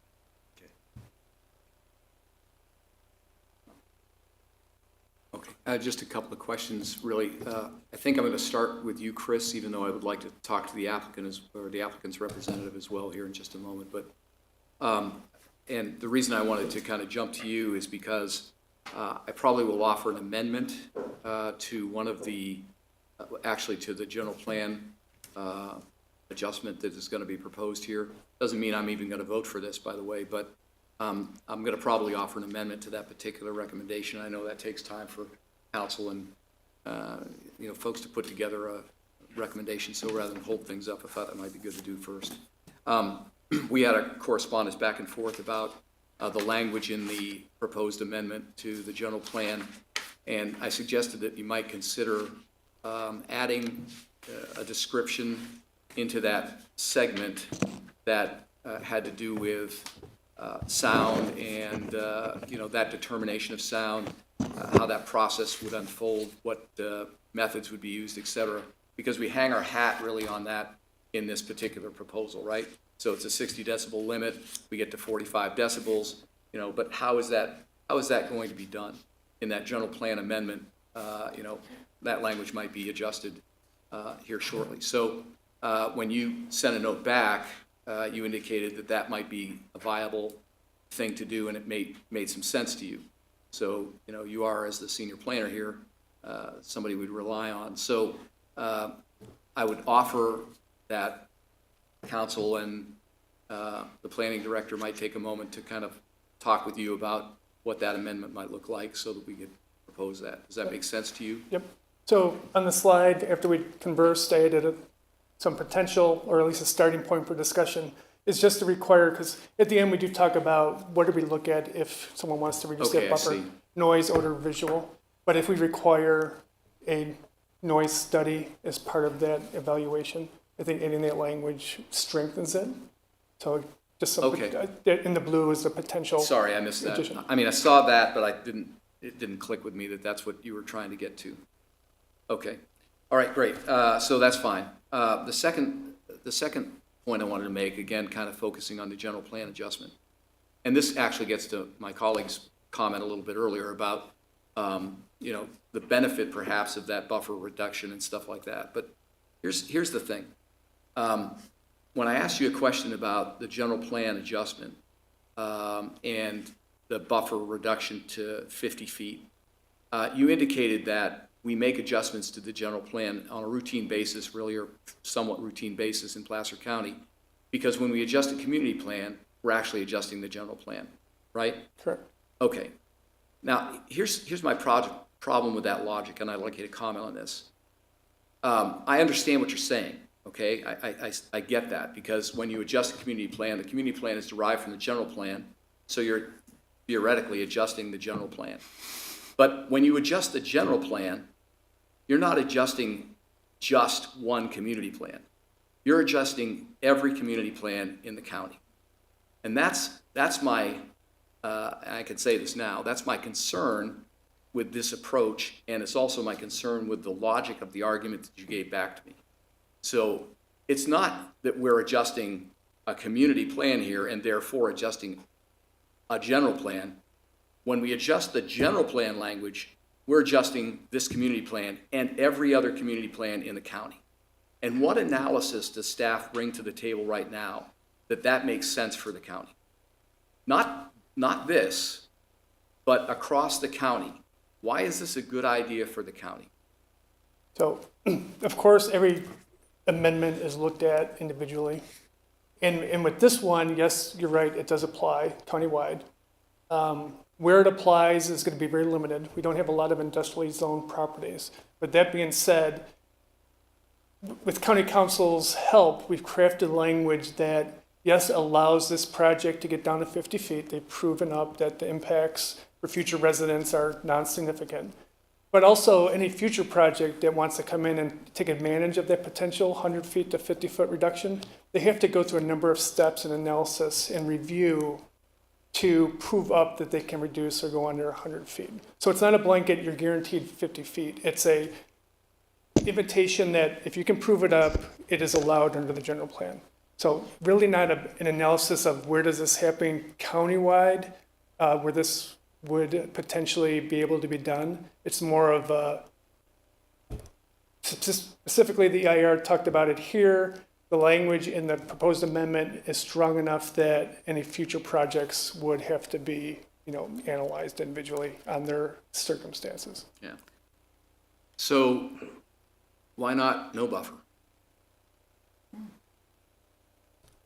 See, my point here is if we either have rules or we don't.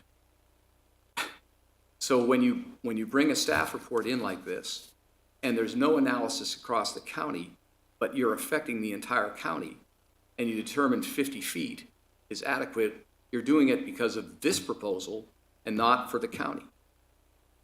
Why not zero buffer? Well, it doesn't preclude someone from asking for zero. Well, I And know that. that. There would be another GPA. You understand what? I Okay, completely so understand. you understand my point. Okay, that's fine. And if I could just add on real quickly, so I think it is an important distinction to make that we're not reducing the 300-foot buffer, right? That 300-foot buffer remains in place with this general plan amendment. It's only the consideration changing from 100 feet to 50 feet. So there is going to still be that analysis, but I think it is an important distinction to make that we're not changing the buffer of 300 feet with this general plan amendment. No, I suppose that's true, but we are changing the general plan. And we're taking it to 50 feet. And my question is, why not zero? And the answer is, it's because you don't need to go to zero for this proposal, right? That's correct. Okay. But this proposal, you're now affecting the entire county with this general plan amendment. That's all I'm saying. So, okay, we can get off of this. I think I've got the clarity in my mind on this. So I understand what we're doing here. And the truth is, I think that's really it. I don't think I have any more questions except maybe one or two for the applicant real quick.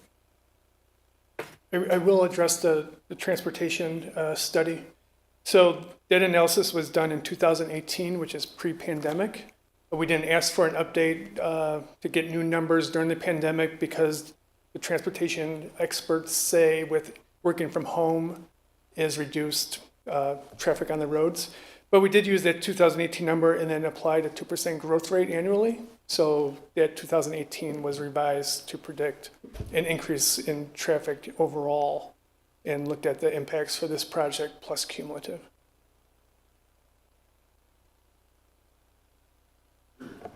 Chris, I have a follow-up. Sometimes it's hard to know when we approve something what people actually have to do.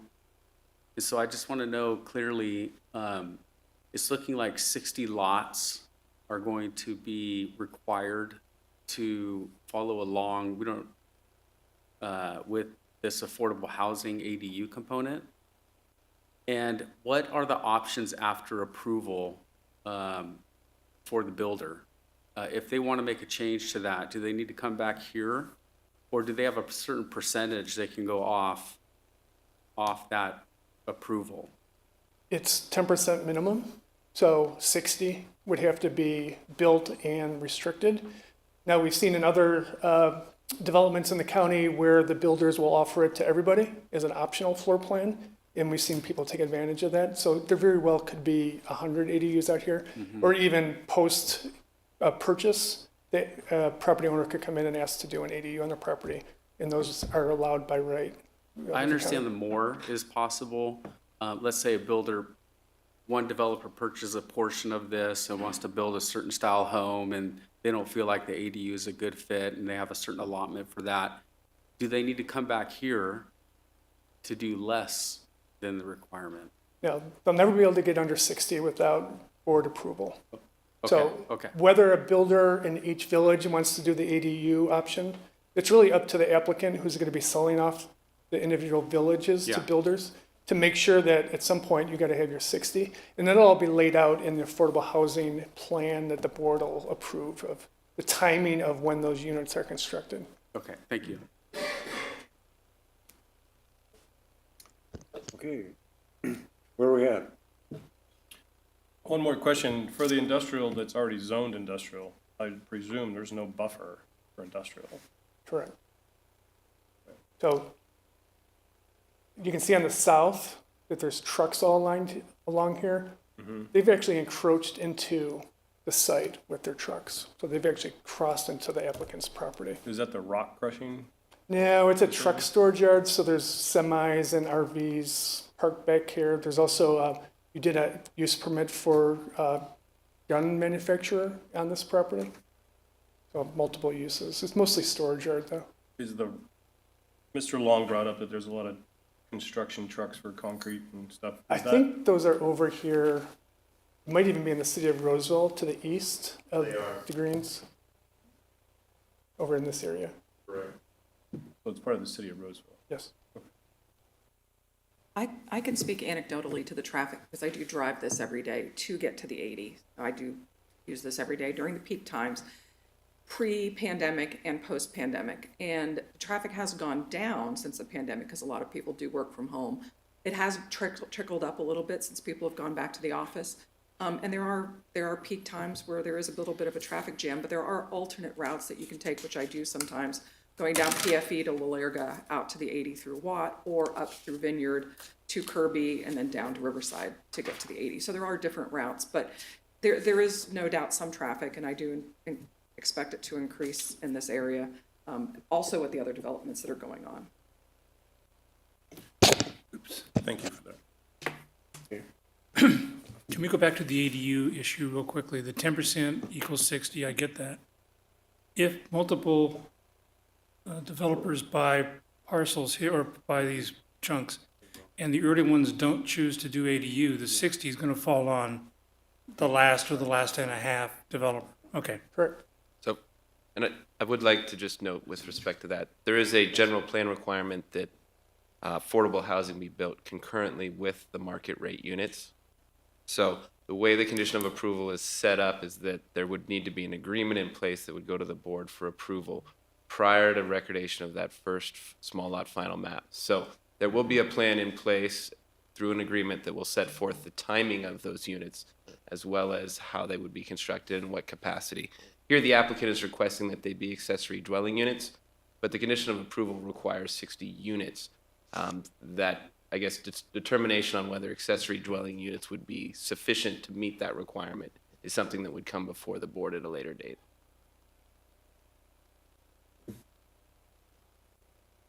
So the board can determine if those ADUs come throughout the project, not at the tail end of the project.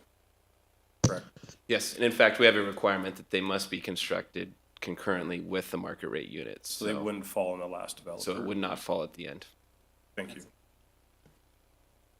And there is a need for this type of housing in this particular area. We have a really good school district, and it's very desirable for the families of Placer County to live in this area, but there's nothing affordable. The homes in the area just adjacent to Dry Creek, are in the millions of dollars range. And, we need our teachers, our firefighters, our nurses to live where they work. And so this is a benefit to the community in terms of we don't have these, zero lot or small lot homes with ADUs where a low-income senior could live in the granny flat above. And so the reason I think there aren't a lot of people opposing this project here, because I've talked to a lot of folks in my neighborhood, because I live, my house is up there.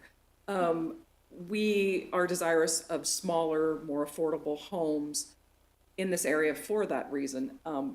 Also, it would be great if it was rural, and it's a beautiful piece of property. I love driving by it every day. And the area that I live in 20 years ago wasn't developed, and people felt that way about my neighborhood and didn't want us to come in, and we're here now. So unless someone buys this property to preserve it, like a Placer Land Trust or something like that, it's going to be developed. And the way that the developer has planned this out, I think is really amenable to the nature in that area. And there's beautiful trees. And like I said, I walked it yesterday or toured it yesterday.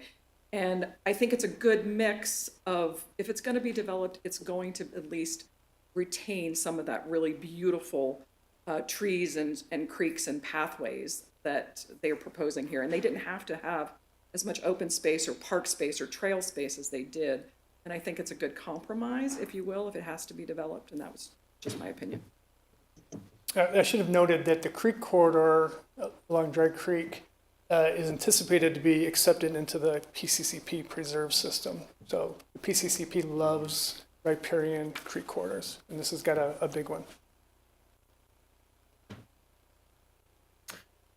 Okay, well, if we're about ready. Applicant, just an applicant question, A question, go ahead. if you don't mind, for the applicant.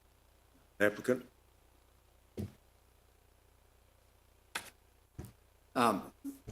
Great discussion. Thank you very much for that, by the way, when your comments were made. I'm curious about your view on the general plan setback issue, which may only be an issue for me, but I'd like to get some clarification on the consequence to your proposal if those roughly 35 homes were deleted.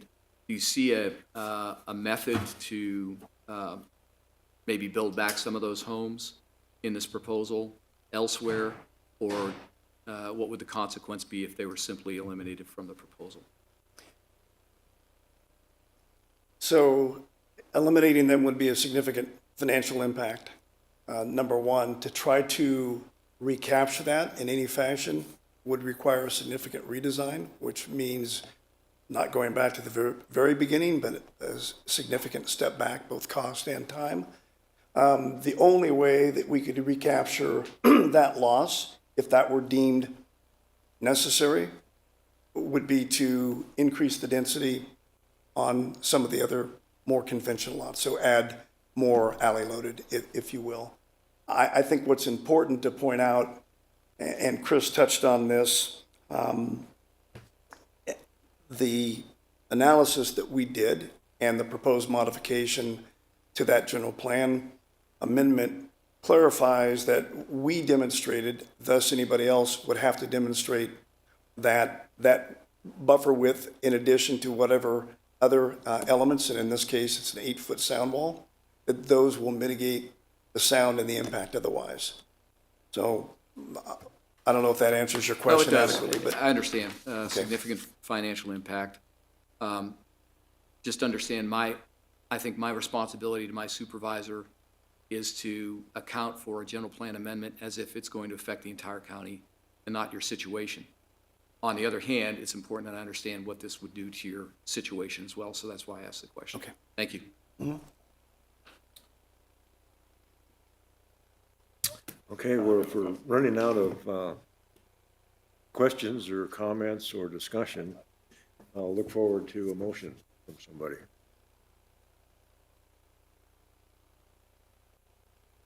Mr. Chair, if I may, Yeah,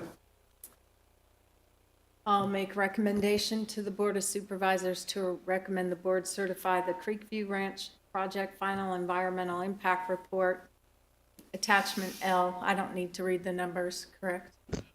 No, you don't. Thank you. Prepared pursuant to the California Environmental Quality Act and adopt the Mitigation Monitoring Reporting Program, Attachment L, Exhibit 3. second? Second. Okay, we'll do a roll call. Was that a second from Woodward? Yes.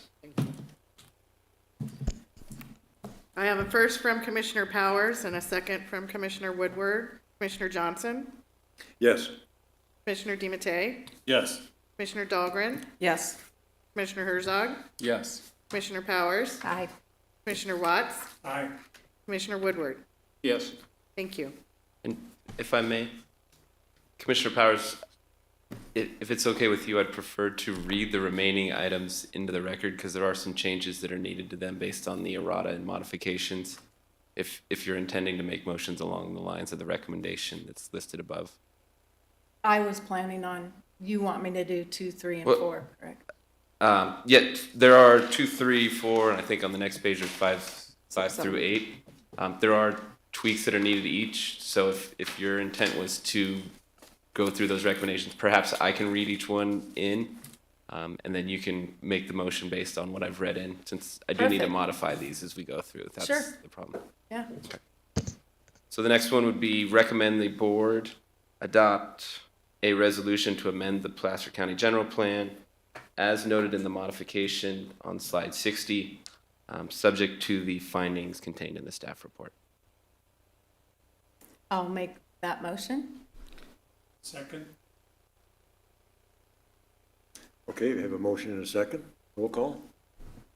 I have a first from Commissioner Powers and a second from Commissioner Watts.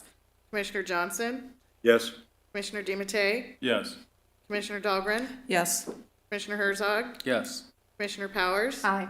Commissioner Watts, Aye. Commissioner Woodward. No. Thank you.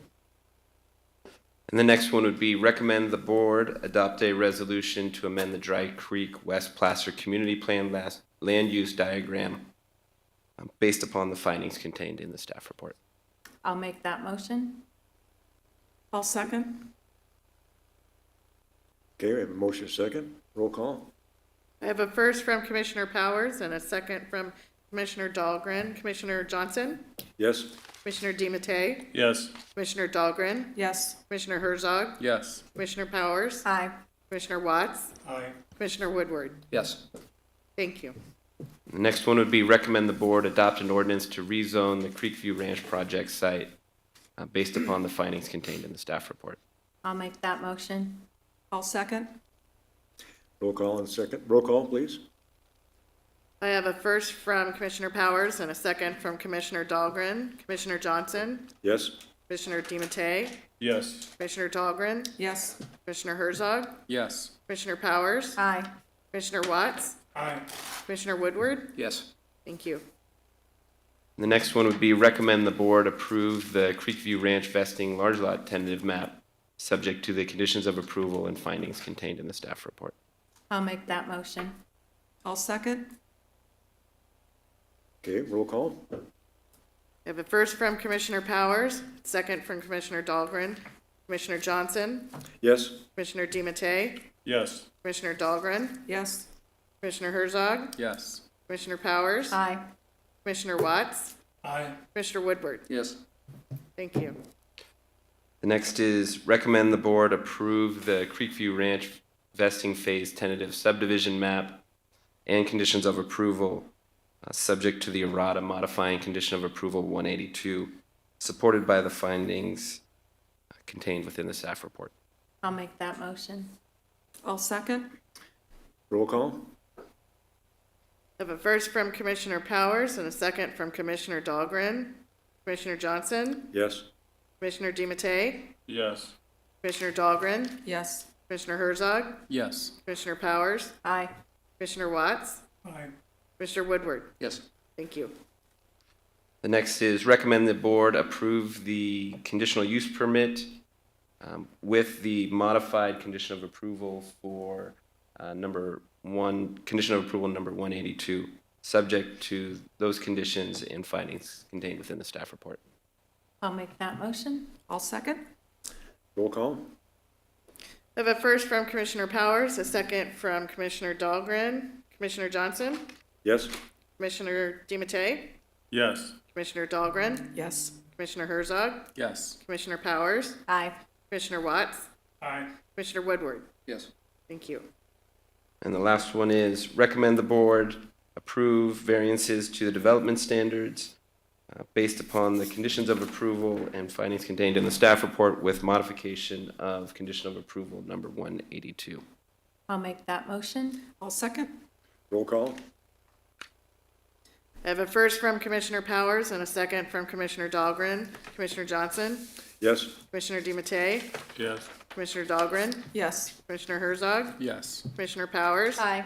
Commissioner Watts, Aye. Commissioner Woodward. Yes. Thank you. Okay, and with that, this will be going to the Board of Supervisors for final approval and consideration and approval. And so there'll be no appeals on this one at this time. And I know it says here all recommendations that we were talking about were found in the staff report. So with that, I think we're done. Thank you, folks. Gavel.